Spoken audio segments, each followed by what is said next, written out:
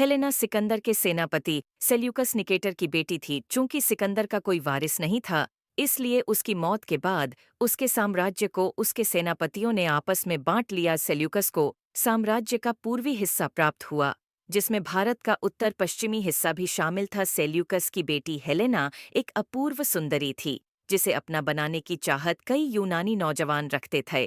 लेकिन हेलेना की आंखें तो किसी और को ढूंढ रही थीं, और वह थे चंद्रगुप्त मौर्य। दरअसल बात उन दिनों की है जब चंद्रगुप्त अपने गुरु चाणक्य की देखरेख में वाहिक प्रदेश में युद्ध विद्या का अभ्यास कर रहे थे। वह अभी पाटलिपुत्र के राजा नहीं बने थे।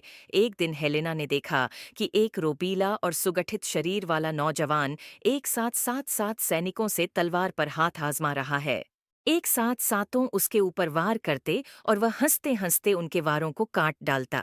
अपने वार को बार बार खाली जाता देख वे सातों खींच उठे, और अब वे अभ्यास के लिए नहीं बल्कि घातक वार करने लगे। लेकिन वह नौजवान तो अब भी हंसे जा रहा था और आसानी से उनके वारों को विफल कर रहा था।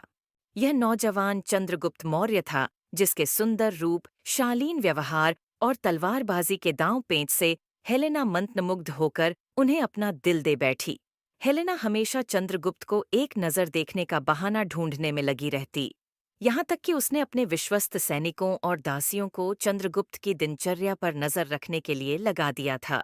इस बीच चंद्रगुप्त चाणक्य की मदद से नंदवंश का नाश करने में सफल हो गए और उन्होंने उत्तर भारत में अपना साम्राज्य स्थापित कर लिया। चंद्रगुप्त को इस बात की कोई भनक नहीं थी कि हेलेना उनसे प्यार करती है। एक बार वह अपनी राज व्यवस्था के सिलसिले में पाटलिपुत्र से वाहिक प्रदेश पहुंचे। एक दिन वह अपने कुछ सैनिकों के साथ झेलम नदी के किनारे घोड़े पर बैठे घूम फिर रहे थे।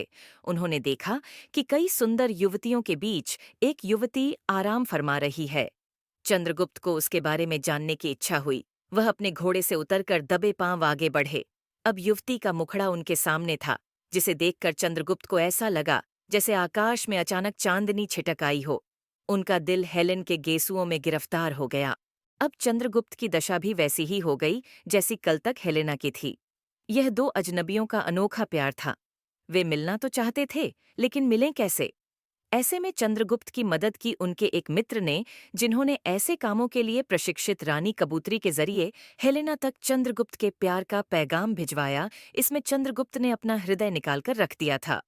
वह पैगाम पढ़कर हेलेना की खुशी के आंसू थमने का नाम नहीं ले रहे थे।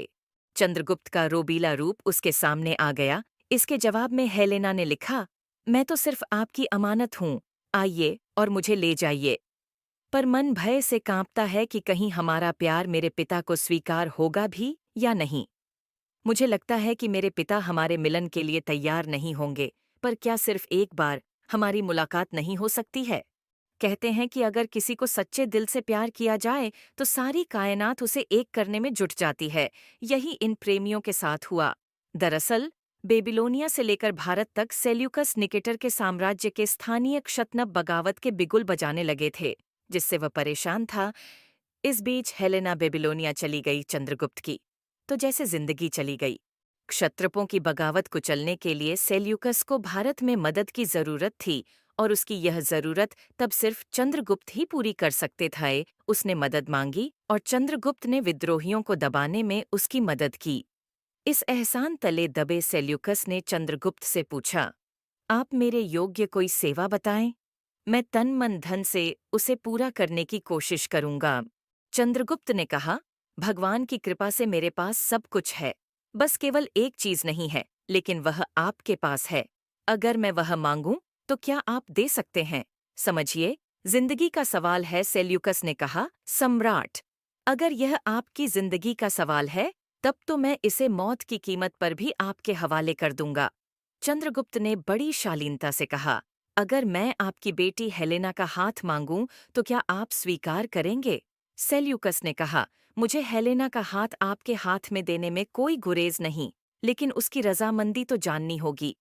वह सोच रहा था कि उसकी बेटी किसी हिंदुस्तानी को अपने शौहर के रूप में अपनाने को शायद राजी न हो, लेकिन तब उसे आश्चर्य हुआ जब हेलेना ने चंद्रगुप्त के साथ विवाह के प्रस्ताव को खुशी खुशी स्वीकार कर लिया। इतिहासकार लिखते हैं कि चंद्रगुप्त भव्य बारात लेकर हेलेना से विवाह करने पहुंचा था।